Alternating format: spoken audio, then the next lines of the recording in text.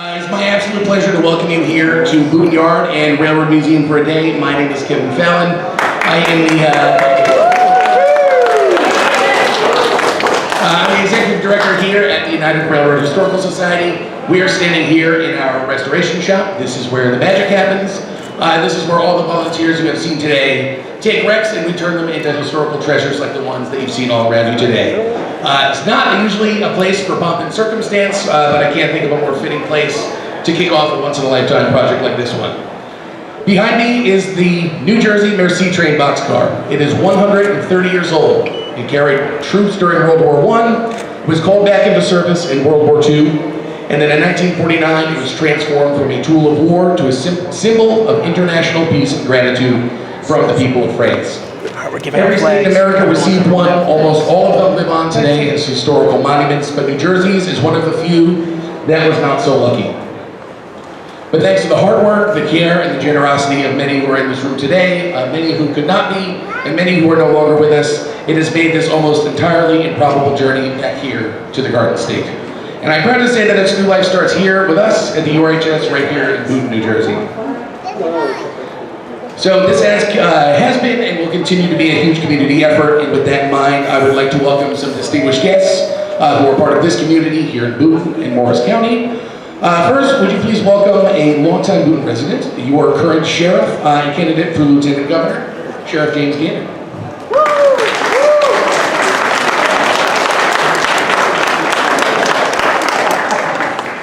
Hey, thank you very much, Kevin. Let's give it up for Kevin. Yeah.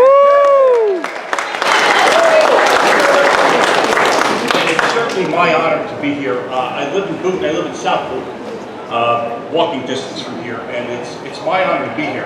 If ever a time in the world, if ever a time in this country, we need to talk about peace and gratitude, maybe it's right now.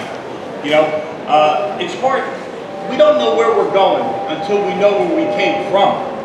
You know, many times, and I think that the history here is brilliant, and it won't be forgotten.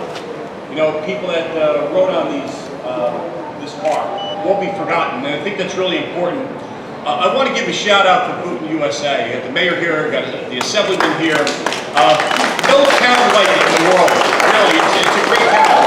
I want to give a shout out to the fact that when we're talking to military, there's 7 flag ranks in Boone. People came from Boone High, right? 7 flag ranks and 3 medals of honor in this country. Let's give a round of applause for that.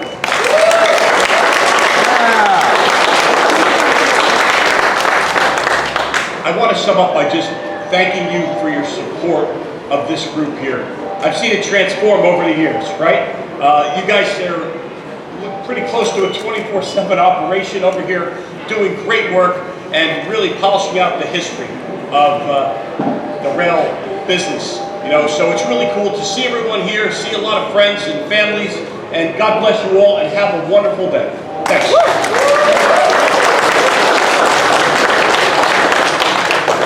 Thank you. Next, I would like to invite another distinguished guest. Not only is he our assemblyman here in Boone, he's a veteran of the U.S. Army and county commander of the American Legion, Assemblyman Brian Bergen.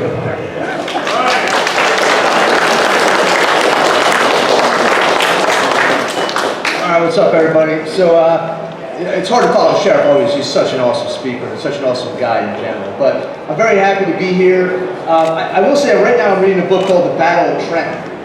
I've never read it. It's not the most interesting read in the whole world, but you got to get through it. But I will tell you, it talks about New Jersey's rail history and how at a point when rail was just getting kicked off here in New Jersey, there was a real concern that the railroads were going to be used to transport people from Philadelphia to New York and bypassing New Jersey. And the New Jersey legislature at the time worked really, really, really hard to make sure that New Jersey wasn't just a transient state, but that New Jersey had an economy not built on supplying people to Philadelphia and New York, but had stops in manufacturing and industry in New Jersey. All of that was predicated on making sure that the rail stopped in New Jersey, and that New Jersey was a destination, not just a transient place for rail. So because of those efforts, you know, and because that's what really built the state of New Jersey, it's so important to preserve that history. Rail history, and these rail cars you see with you today are literally the reason why New Jersey became such a thriving economy. And why there's the bridges say Trenton makes and the world takes, it's because the railroad system was established the way that it was. So I'm just really happy to be here. I love being here in Boonton. Sorry I look like this. I'm over at Boonton Day if you want to stop by. I'll be sweating my patooties off in a few minutes. So, but I wanted to stop by and just tell you how much I love this town, how much I love you guys, and thank you so much. Thank you, sir. So we here at Boonton are proud to be part of a community that has a firm grasp on its history and really makes it a part of its core identity. There are many towns who look at an organization like ours and just see a dirty old train yard. And as you can tell by the crowd here today, that is absolutely not the case in Boonton. We're really proud to be a part of this community. So with that in mind, I'd like to invite our mayor, James Lynch, to say a few words.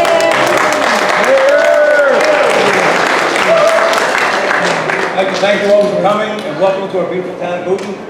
As many of you know, Boonton was like an economic center years ago. We had the ironworks, we had rail lines, and we treasure and try to honor our history. So to have an organization such as the United Railroad organization here, restoring these wonderful vehicles is amazing. And we're so thankful to have that. And I encourage you all to come and visit and enjoy and check out all the fine work they've done. It's amazing. On a personal note, I have a little car that I've been restoring. It's taken me decades. So I have a real appreciation of something that advances these, the amount of time and money it takes. So anyway, thank you all for coming to Boonton. And I encourage you all to visit Boonton Day on Main Street when you finish up enjoying the wonderful show they have here. Thank you all. Thank you, Mayor. There is a reason that we do this event today. It's because it is part of Boonton Day. So we want to get you up to Boonton. We want to get the people from Boonton down here. So when you're done here, the shuttle bus that takes you to the parking lot is free. It also takes you up to the street fair in Boonton until 4 o'clock. Finally, our last speaker is a good friend of both me and the organization. He has been both a volunteer, he has been a donor, and he is the reason that when this project first came across our desk, that I knew it was absolutely a possibility. Joe Colangelo is a veteran of the U.S. Navy. He is founder and owner of a mobility and transportation services app located nearby in Cranford, New Jersey. He was one of the first people I mentioned this project to. He was the first who stepped up to donate. And the moment I knew this project absolutely had to happen is because the company he was donating from is called Boxcar. So please, Joe, say a few words.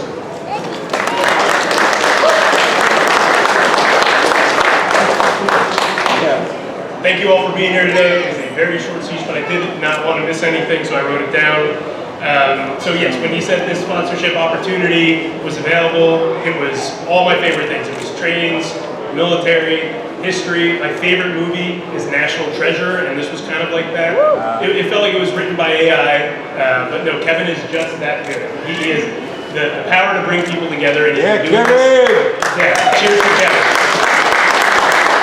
Now, for those of you who don't know Kevin, he really does have a 30, 40, 50-year horizon. So if you can find some time to talk with him about what the plans are for this collection in the state of New Jersey, I urge you to do that. So when I served in Afghanistan, it was very easy to get there, right? I flew on a C-130 from North Carolina, I arrived, and I was there.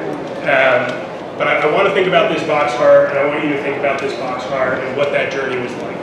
So you started Boonton, Morristown, Topeka, doesn't matter, right? You get to the East Coast, you get on a steamer, 4 or 5 bunks high. You are hoping that U-boats do not notice your convoy.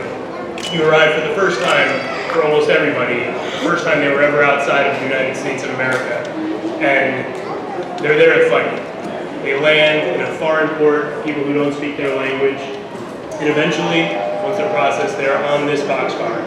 Right? Kevin will explain why it's called the 40 and 8, but there are 40 people on this boxcar. So anybody here want to get on here with 39 people?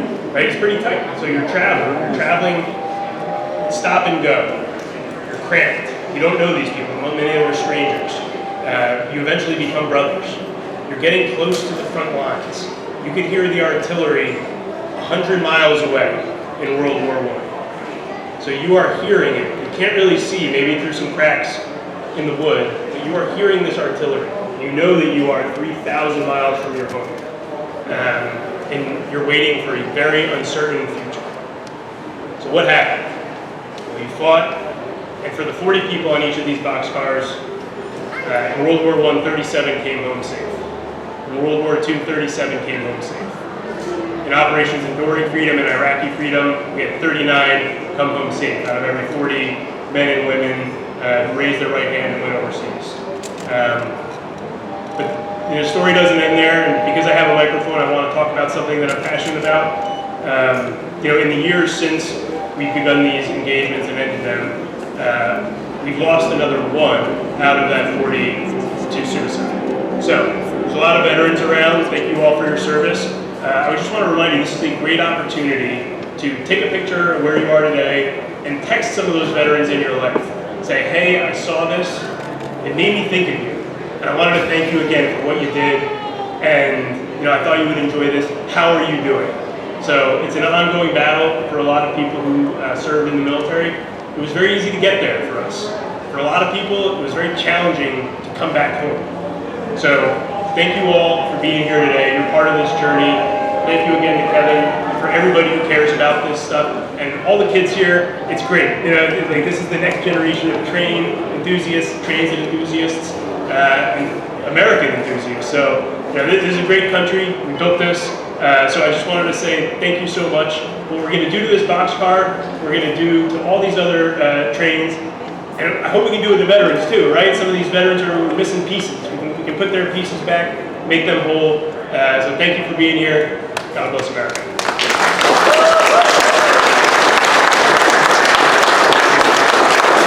Thank you, Joel. It was better than what I wrote. I'm going to cross some of this out. Thank you. So today we officially kick off the restoration that is more than 60 years in the making. Before we do the honors, I would like to share with you the incredible story of how this boxcar came to America and how it disappeared and its unlikely return right here to this place. So after World War I, France was both victorious and devastated. More than 2 million homes had been damaged or destroyed, food was short, and families were forced to ration well into the 1940s.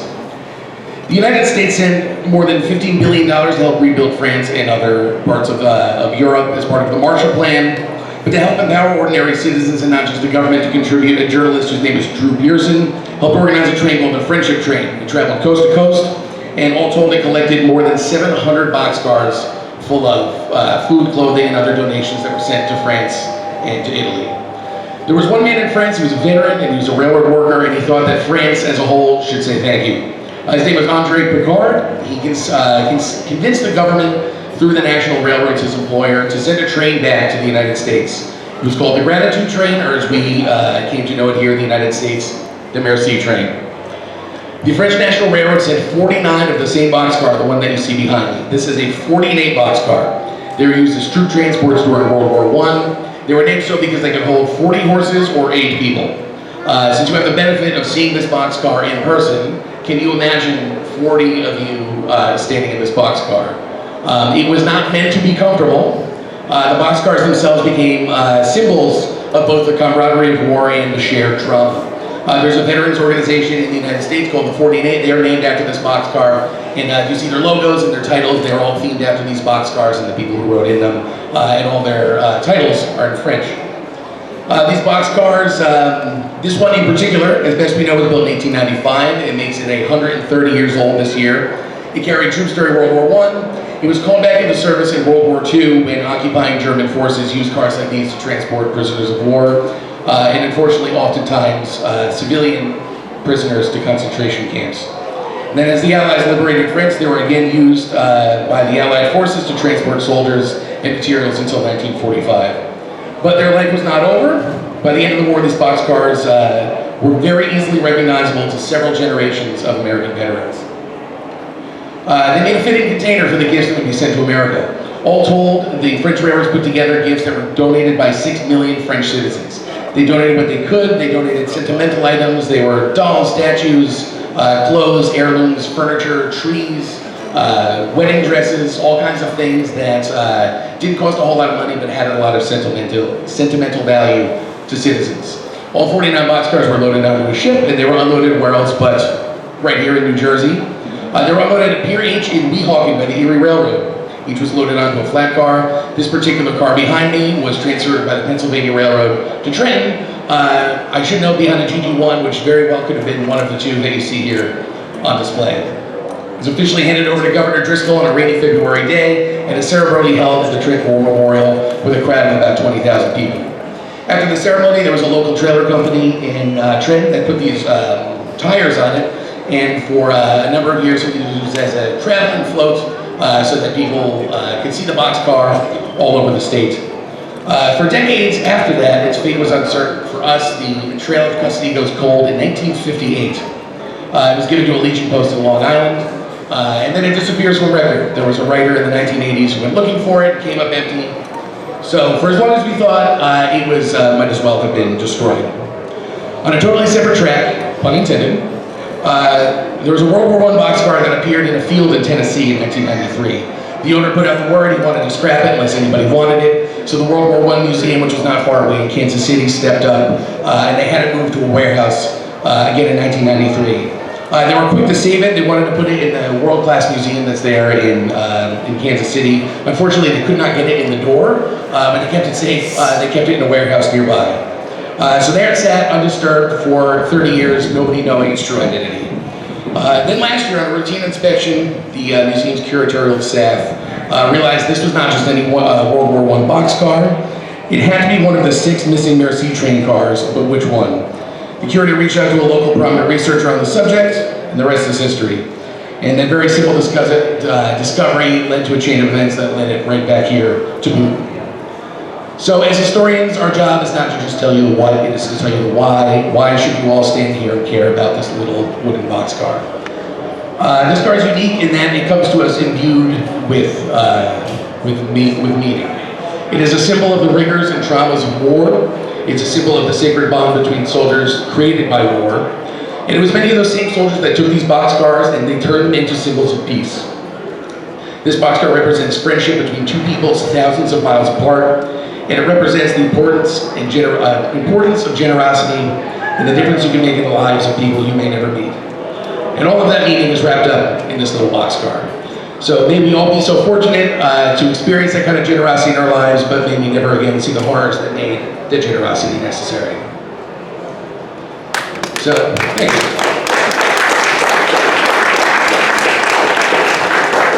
So, railroad history, as I say often, is very much one of the collective effort, and we love to act in that spirit here at URHS, so we have a great many people to thank. I would first like to thank the National World War I Museum and Memorial. They saved this boxcar, they kept it safe for 30 years, and they made the decision to send it home to New Jersey. They owned this boxcar, it was in scope of their collection, they could have kept it, but they made the decision that it was more important that that car find a new home in New Jersey. So in particular, I'd like to thank Stacy Peterson and Chris Jurgens, who could not be here today, but they have been great partners throughout this process. Likewise, another gentleman who could not be here today because he also lives across the country, his name is David Knudsen. He's a longtime Merci trained researcher, he's a veteran himself, and he was the one who actually made the connection between the number on this boxcar and verified that it was our boxcar. Likewise, Nicholas Ciatola, he's the curator at the New Jersey State Museum. The State Museum actually has a lot of the artifacts that came on this boxcar in 1949. He was the first person who reached out to us, and that gave us the opportunity to make our case that this boxcar would come back to New Jersey, not just to New Jersey, but to the URHS. I would also like to thank Pam Todd. She's one of, there's this great community of people who research the Merci train. They are unorganized, they are not a historical society, but they're just people who care, and there's a network of people who research this stuff and help out each other. And all of the folks that have assembled all of that information have made all of the research that we have done possible. And then lastly, I would like to thank all of our donors. First, Huddleston Machinery Moving. You'll see their logo over there. They were the ones who stored this boxcar for more than 30 years. And they decided to move it back here to New Jersey for us for free. So we're extremely grateful for that.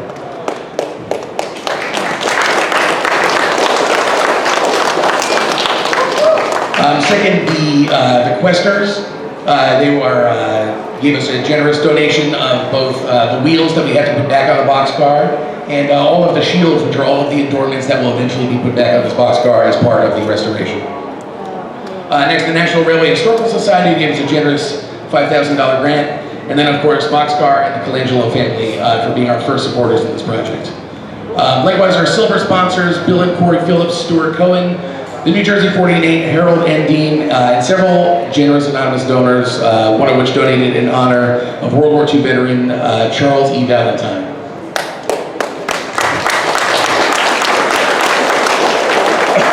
And thank you as well to the dozens of other donors who donated from all over the country and even a few donations from France. Last but not least, I would like to thank France. It is important to remember that France didn't give us, give it to France. It is and always will be a gift from the country of France.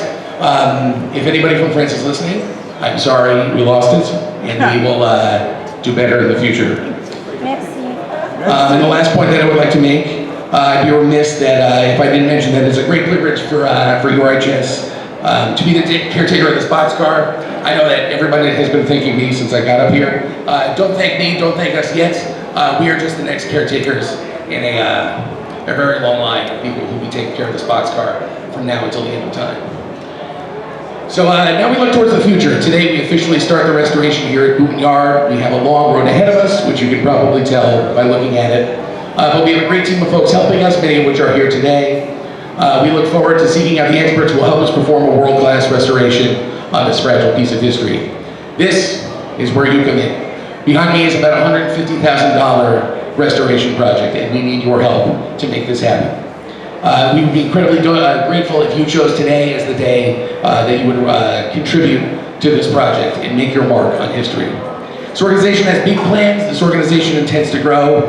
We want to build a permanent museum here in New Jersey so that this and other projects can have a permanent indoor home and live forever. It's projects like this that not only are worthwhile on their own, but help us achieve that greater vision. So with that, I thank you so much for listening. We are going to drive the ceremonial first screw. We're not going to screw into the original wood of the boxcar, but we want to start off by